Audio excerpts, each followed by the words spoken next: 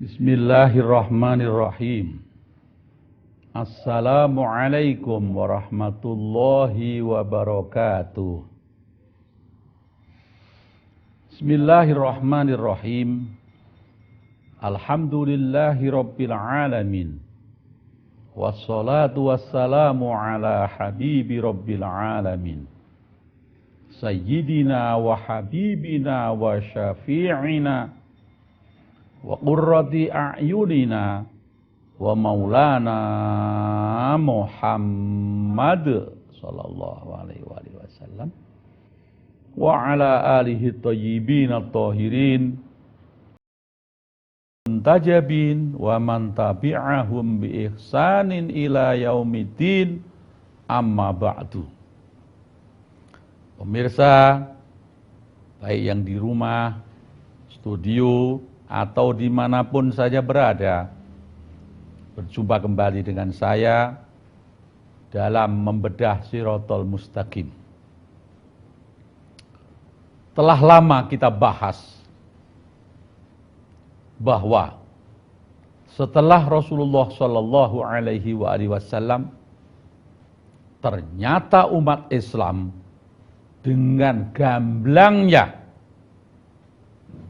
Quran maupun hadis-hadis yang sampai kepada kita, petunjuk dari Rasul Shallallahu Alaihi Wasallam, kita harus mengikuti ahlul baitnya.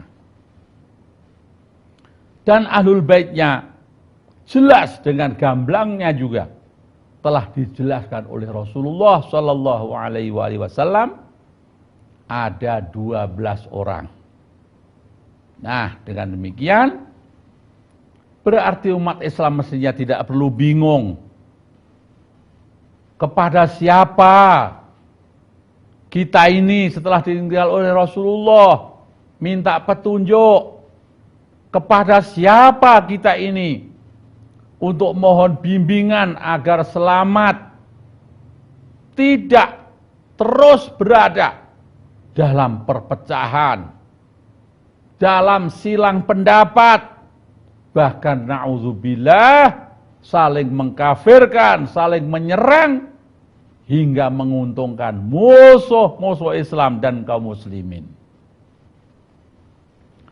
Pemirsa, beberapa hari yang lalu saya bertemu dengan seorang tokoh Ahlus Sunnah wal Jamaah. Setelah dia mendengarkan keterangan-keterangan saya bahwa umat Islam ini ternyata nabinya telah mewasiatkan, telah berpesan kepada umatnya agar mengikuti ahlul baitnya. Dia bertanya sama saya, Ustadz, saya pikir-pikir, kalau Rasulullah ini menyerahkan umat yang begini besar semenjak beliau hidup, kemudian meninggal, dan umat sampai hari kiamat diserahkan kepada keluarganya, yang menurut Ustadz adalah berjumlah 12 orang, kayaknya menurut pikiran saya ini nggak cukup kayaknya Ustadz. Bagaimana umat yang begini besar diserahkan hanya kepada 12 orang dari keluarganya? Bukankah seperti ini berarti kecil umat itu, padahal besar. Persoalan umat ini besar, kenapa cuma 12 orang? Begitu katanya. Iya. Para pemirsa, saya jawab begini. Kalau kamu berpikir seperti itu, maka yang tidak punya pikiran itu Nabi Muhammad kok. Pinteran kamu kalau gitu sama Nabi Muhammad. Kenapa Nabi Muhammad nggak punya pertimbangan umat ini besar? Kamu aja punya pertimbangan umat ini besar. Jadi saya pikir pinteran kamu malahan sama Nabi Muhammad. Dan saya pikir juga Allah keliru kan Nabi Muhammad ini. Mestinya kamu yang jadi nabi. Mestinya kamu yang mengusulkan kepada Allah Subhanahu wa taala. Ya Allah, ini umat besar. Kenapa cuma 12 orang? Mestinya begitu. Itu dia tersipu-sipu, malu para pemirsa. Karena dengan tidak sengaja atau karena bodohnya, dia menganggap pinteran dia dengan Rasulullah. Nah, di sini para pemirsa kembali lagi umat Islam dalam beragamanya tidak pakai rumusan. Saya sampaikan kepada Pak Kiai itu, Pak Kiai, dulu juga pernah ada, saya pernah diundang kepada satu kelompok pergerakan. Itu kelompok pergerakan dulu pernah dikejar-kejar oleh pemerintah. Sampai berpuluh-puluh tahun tidak bisa bergerak, ngumpet kemana-mana. Sampai ganti nama. Dan lain sebagainya. Begitu sudah zaman reformasi, akhirnya mereka berani keluar dari sarangnya. Ketika bertemu dengan saya kelompok itu, mereka ngomong sama saya, apakah salah Pak Ustadz? Lawang saya itu mau menegakkan Islam kok, malah dikejar-kejar, apa salah itu? Nah, saya malah balik pertanyaan sama dia. Lah kok kamu mau menegakkan Islam itu loh, apa Islam itu ambruk? Ambruknya kemana? Itu yang pertama. Yang kedua, kamu kok mau negakkan Islam itu loh, kamu itu apa hubungannya dengan Islam? Emang Islam itu punya siapa? Punyamu. Saya gituin pemirsa. Iya. Nah, Pak Kiai itu juga saya berpikir, kok kebanyakan umat Islam itu sok peduli dengan yang namanya Islam. Ingin menegakkan Islam, menolong Islam. Saya tanya, emang Islam itu sebenarnya milik siapa? Iya, pemirsa, biasanya orang kalau ditanya Islam itu milik siapa? Yang pertama, Islam ya milik kita umat Islam. Begitu jawabannya. Nah, saya balik lagi. Loh, lah kalau Islam itu milik kita semua, berarti kita semua ini memiliki Islam. Pertanyaannya, kalau Islam itu milik kita, kapan kita pernah mendirikan Islam? Ayo, tanggal berapa kita dirikan? Bulan apa? Tahun berapa? Notarisnya siapa? Deklarasinya kemana?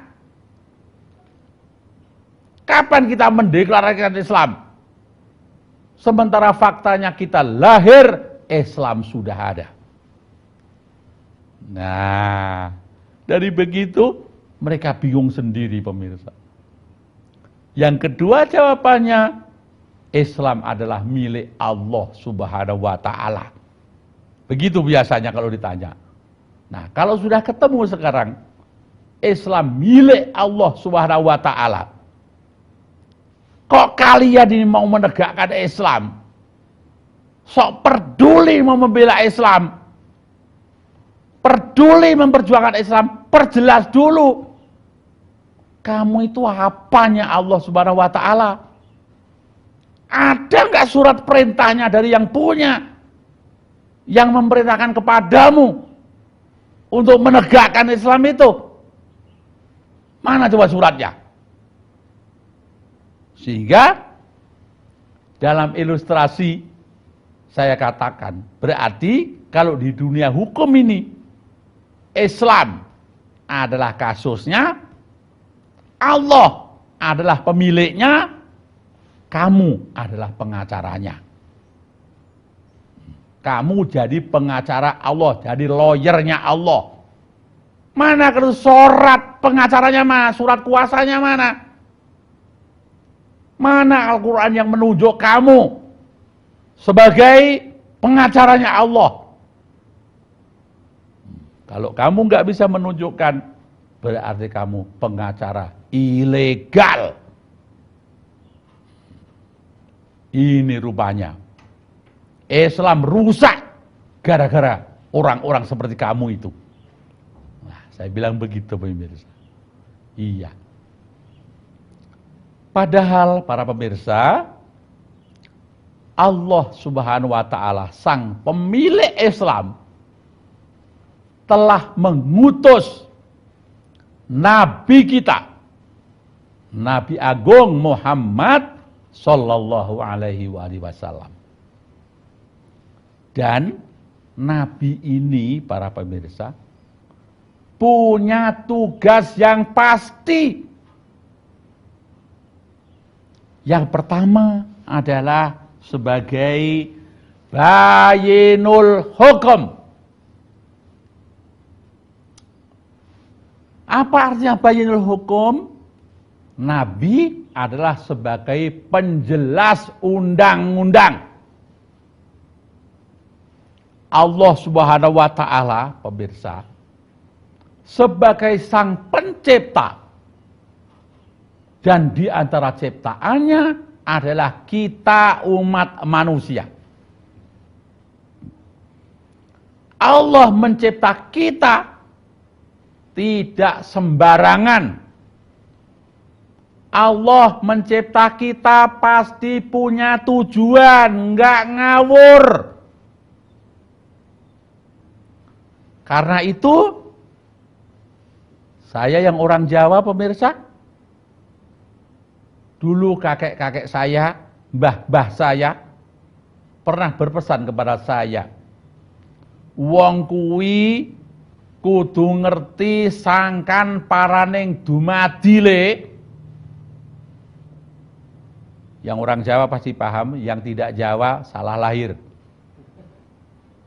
Apa artinya? Bahwa manusia itu harus tahu tujuan penciptaannya apa. Tujuan penciptaannya kemana? Sehingga kalau sudah tahu tujuan penciptaannya, maka tinggal melaksanakan aturannya. Tinggal melaksanakan undang-undangnya. Nah, bagaimana tujuan penciptaannya? Bagaimana undang-undangnya? Allah Subhanahu wa taala sebagai sang pencipta yang maha bijak pemirsa telah mengutus utusannya. Bahkan dimulai dari Nabi Adam alaihissalam, dan yang terakhir adalah Nabi Muhammad Sallallahu Alaihi Wasallam, Nabi kita semuanya. Nah, para nabi ini yang ditugaskan oleh Allah untuk memberikan penjelasan kepada kita bagaimana kita ini, apa tujuan penciptaan kita, seharusnya kita bagaimana hidup ini. Yang istilah bahasa Arab namanya bayinul hukum. Itu tugas Rasulullah.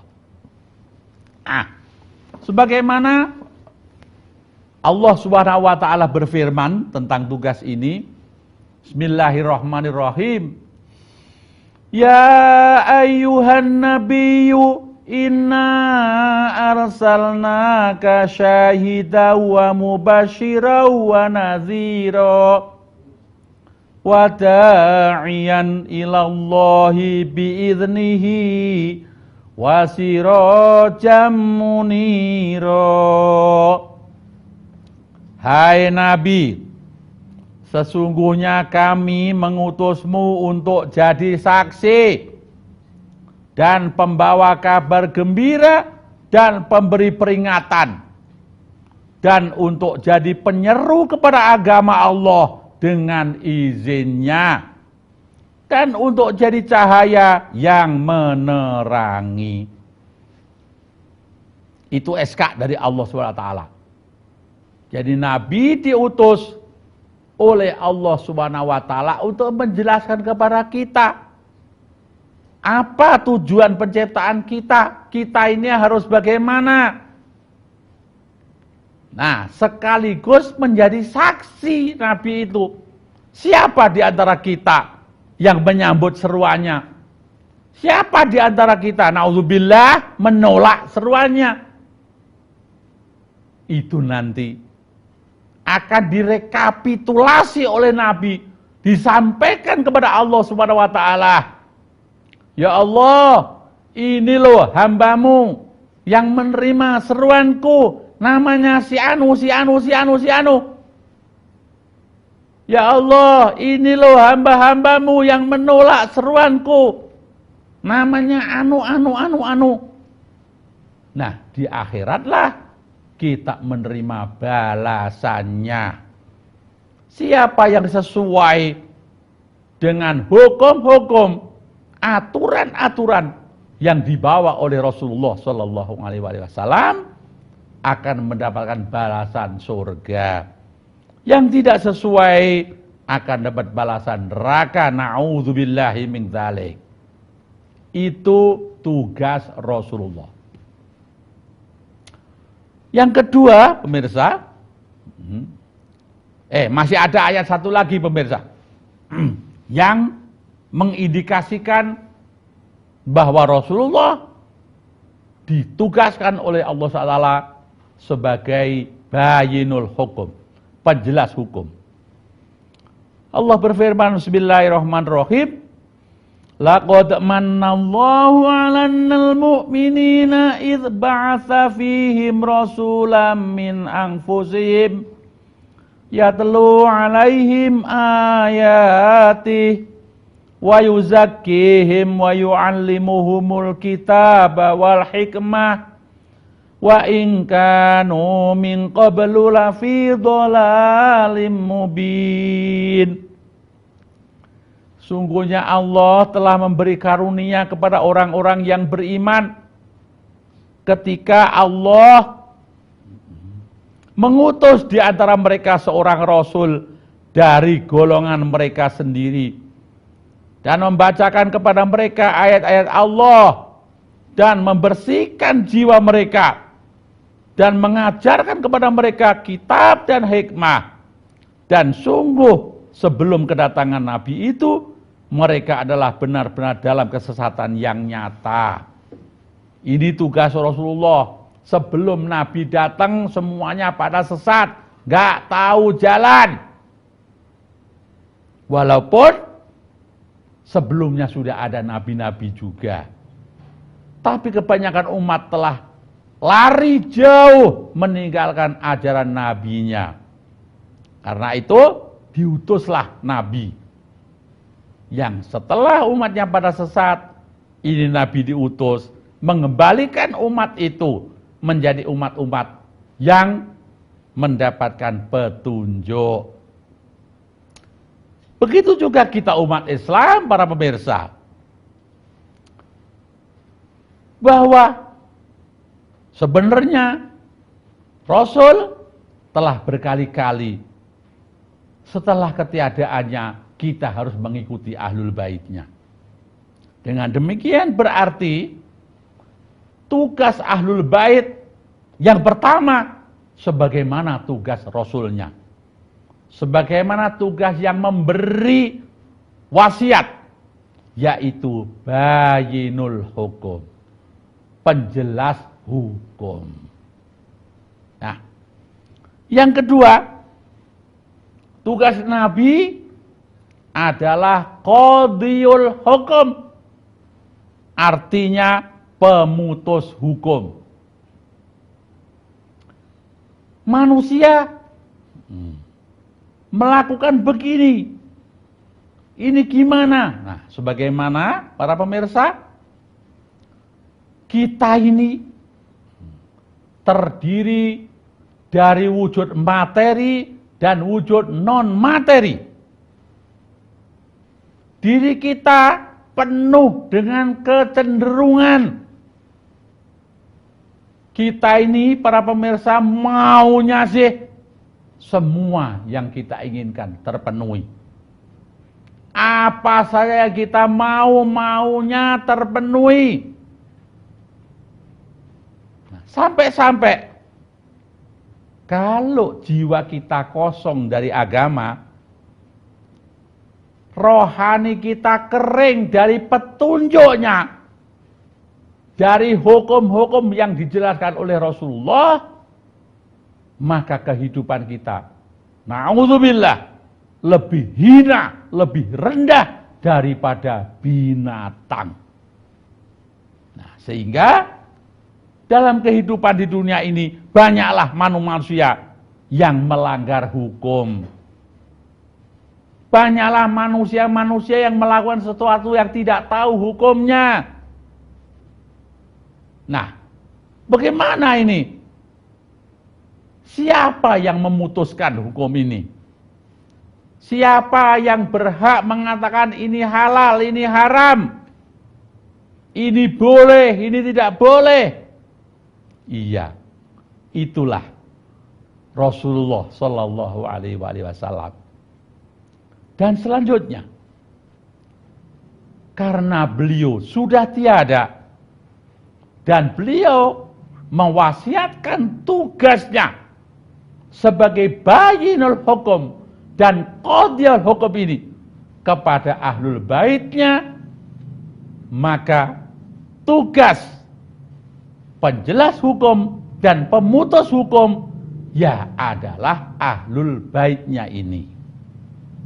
Jadi para pemirsa, setelah Rasulullah tidak ada, umat Islam kita tidak perlu bingung, tinggal mencari ahlul bait itu adanya di mana sekarang. Apakah masih hidup semua atau sudah meninggal semua? Cari.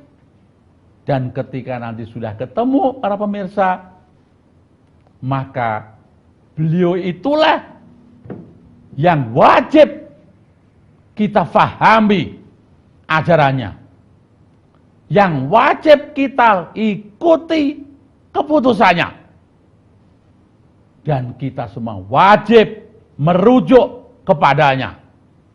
Tidak usah bingung tentang hal haram, tentang harusnya bagaimana. Maka ahlul bait itulah yang menjadi pemutus hukum di antara kita semuanya umat Islam. Yang ketiga, para pemirsa, disebut dengan fa'ilul hukum. Fa'ilul hukum artinya bahwa Nabi sebagai pelaksana hukum. Nah, jadi begini. Setelah Nabi menjelaskan bahwa tujuan penciptaan manusia itu begini, sangkan paraning dumadinya manusia itu begini, karena itu manusia harus begini, manusia harus begitu. Atau bisa juga kita singkat bahwa dalam hal ini Nabi Muhammad adalah memanusiakan manusia. Manusia harus berlaku seperti manusia, jangan tidak seperti manusia. Nah, penjelasan Rasulullah ini kita lakukan. Namun di antara manusia ini para pemirsa, banyak juga yang tidak mengikuti petunjuk Rasul itu. Bahkan malah melawannya, menentangnya, sehingga merusak tatanan kehidupan manusia. Lah, kan seperti itu harus dihukum. harus ada yang menghukumnya sebagai manifestasi perintah daripada Allah Subhanahu wa taala untuk menjalankan perintahnya di dunia ini. Lah, pelaksana hukum itu yang melanggar harus dihukum, hukumannya bagaimana, modelnya bagaimana, berapa lama, dengan cara apa, itu yang menyandang tugas itu adalah Rasul Shallallahu Alaihi Wasallam. Bagaimana firman-Nya? Bismillahirrahmanirrahim. Laqad arsalna rusulana bil bayyinati wa anzalna ma'ahumul kitaba wal mizana liyaquman nasa bil qist. Sesungguhnya kami telah mengutus rasul-rasul kami dengan membawa bukti-bukti yang nyata, dan telah kami turunkan bersama mereka Alkitab dan raja keadilan, agar manusia dapat melaksanakan keadilan. Nah, di sini para pemirsa, maka yang berhak menjalankan hukum, melaksanakan hukum adalah sang utusannya, yaitu Rasul Shallallahu Alaihi Wasallam. Kemudian setelah Rasulullah tiada, maka tugas pelaksanaan hukum itu yang harus menghukum orang-orang yang melanggar hukum Allah adalah ahlul baitnya. Selain daripada ahlul baitnya untuk sekarang ini para pemirsa, maka tidak ada satupun punya hak, tidak punya surat kuasa daripada Allah Subhanahu wa taala, sang pemilik agama ini, sang pemilik alam semesta ini, pemirsa. Dengan demikian, para pemirsa, mestinya umat Islam berpikir cerdas dengan rumus bahwa Islam ini ada yang punya, bahwa dunia semesta ini ada yang punya, yaitu Allah Subhanahu wa taala. Dan hanya dialah yang patut kita atati, yang patut kita taati. Dan kalau kita mentaatinya, pasti dijamin kita akan bahagia dunia dan akhirat. Apa sebab? Karena Dia adalah sang pencipta kita. Dan sang pencipta kita pasti tahu apa yang menjadi kebahagiaan kita. Nah, karenanya setelah Rasulullah tiada, kita mendapatkan petunjuk dari sang utusan tersebut mengikuti ahlul baitnya. Dengan demikian, maka mestinya di dunia ini yang berhak mendapatkan surat kuasa daripada Allah Subhanahu wa taala untuk menjalankan pemerintahannya, yaitu ahlul bait Rasulullah Sallallahu Alaihi Wasallam, yang selama ini dalam kajian kita cari, kita temukan berjumlah 12 orang. Ya, pemirsa, ahlul bait itulah sekarang yang menyandang sebagai penjelas Islam, pemutus hukum Islam, dan pelaksana hukuman Islam. Selain ahlul bait, tidak ada satupun yang berhak, tidak ada satupun yang punya legalitas. Karena itu selain ahlul bait, para pemirsa, semuanya itu adalah ilegal. Dan janganlah kita mengikuti petunjuk-petunjuk mereka, saran-saran mereka. Semua ini para pemirsa sesuai dengan firman Allah Subhanahu wa taala, Bismillahirrahmanirrahim. Ya ayyuhalladzina amanu athi'ullaha wa athi'ur rasula wa ulil amri minkum. Taatlah kepada Allah, Rasul, dan ulil amrinya. Nah, pemirsa sekalian, dengan demikian bertemulah kita semuanya.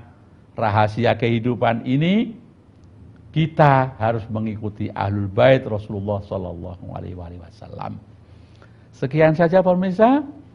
Akan kita sambung pada pertemuan yang akan datang insyaallah. Wabillahi taufiq wal hidayah. Wassalamualaikum warahmatullahi wabarakatuh.